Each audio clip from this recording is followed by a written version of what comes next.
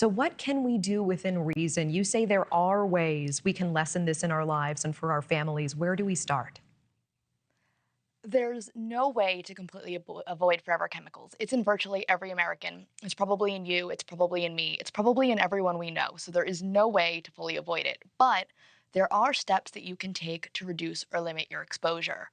One is research. Research your area. Find out if these are in your drinking water supply.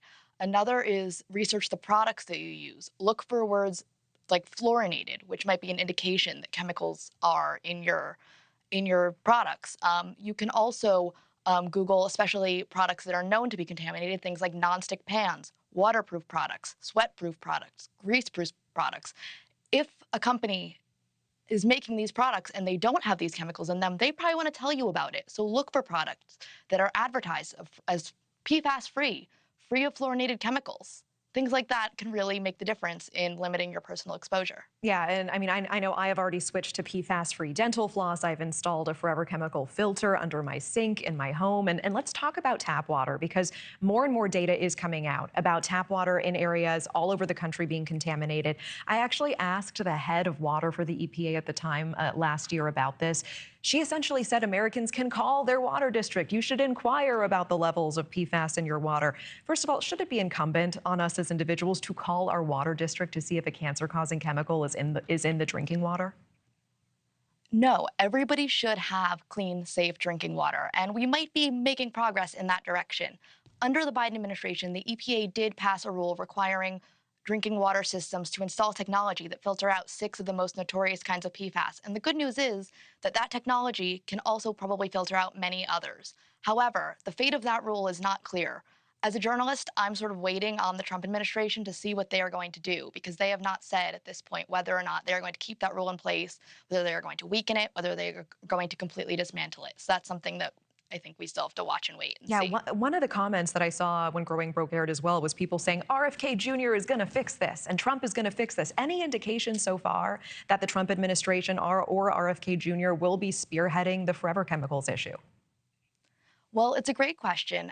First of all, RFK is head of HHS, not the EPA. A lot of action is incumbent on the EPA, which is led by Lee Zeldin. When he was in Congress, Lee Zeldin did vote for action on PFAS. However, since that time, he has indicated that he's taken a very broadly deregulatory stance. That's not to say that that's going to extend to these specific chemicals or not. I think we'll have to wait and see. But the Trump administration has appointed several officials who do have ties to the chemical industry that are now at the EPA, and those folks could be having a say in what rules remain and what rules get cut. Yeah, Rachel, you mentioned this is likely in my blood, likely in your blood. I had my blood tested on camera for the Growing Broke special, and it very much is in my blood. Despite all my best efforts, I have moderate levels likely to impact my health going forward, and I'm certainly not alone. 97% of us do. We've seen two states so far banning sludging, applying fertilizer that could have forever chemicals in it onto our farmland. Do you think it is ultimately going to be up to the states, one by one, to stand up and say, we do not want to taint any more of our farmland that we use to grow our food? I certainly think it's a possibility, but I don't know that every state will take action. I think, some states might not. I would also point out that it's more than just sludge. That is one route of exposure for sure. It does get into the food, it does get into us.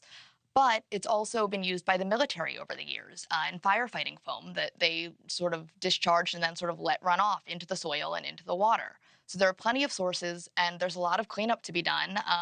They're doing some of that work, but there's still a lot of work to do. Yeah, And in the certainly. meantime, we're all being exposed. Who should ultimately be held responsible for forever chemicals being in our blood, in our tap water, in all of the rainfall on Earth, even uninhabited islands? Do you think we will ever see justice? It's an open question whether or not there will be justice and this will be dealt with, because it's difficult to, the lawsuits have been difficult. There are lawsuits for people who have been exposed and who have suffered illnesses, but it can be really difficult legally to link an illness to chemical exposure. If I'm driving and I hit someone with my car and I injure them, that injury is really easy to prove because the cause and the effect happen sort of back to back. But with chemical exposure, you might be drinking contaminated water for 10 years, you might move away, and then 10 years later, you might get cancer.